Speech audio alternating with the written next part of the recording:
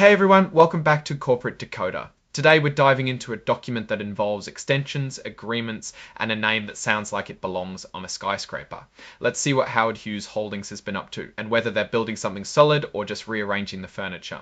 This is a Form 8K filing. It's basically a current report companies put out to tell investors about big news that could matter to them.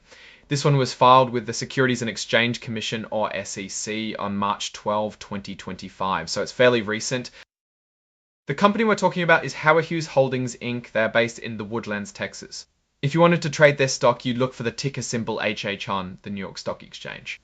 Now let's get to the point of this report. It's about something called Regulation FD disclosure. Regulation FD is a rule that says companies have to share important information with everyone at the same time. This way, some people don't get an unfair advantage over others. The big news here is that Howard Hughes Holdings has extended a standstill agreement with Pershing Square Capital Management. A standstill agreement is basically an agreement where one party, usually an investor, agrees not to buy more shares or try to take control of the company for a certain period of time. Think of it as a truce. This extension means the truce between Howard Hughes Holdings and Pershing Square Capital Management is still in place. The company issued a press release about this. A copy of the press release is attached to this report. So if you want all the details, you can check it out. That's the key information from this filing. Now let's step back and put this into perspective. Howard Hughes Holdings is a real estate company. They own, manage, and develop properties all over the United States. Pershing Square Capital Management, run by Bill Ackman, is a well-known investment firm. They often take large stakes in companies and push for changes. The fact that these two have an agreement is significant. A standstill agreement can be good or bad, depending on your point of view.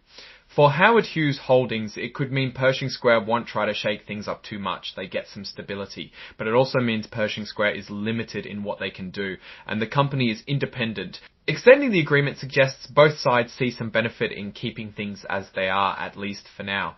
Maybe they're both waiting to see how certain projects play out. Or perhaps they are waiting for the market to become more favourable. Ultimately, investors will want to watch how this relationship evolves. Will the standstill eventually lead to a bigger deal, or will they part ways down the road? What I can see, without seeing the actual numbers, is that it seems Howard Hughes Holdings is choosing a route of stability.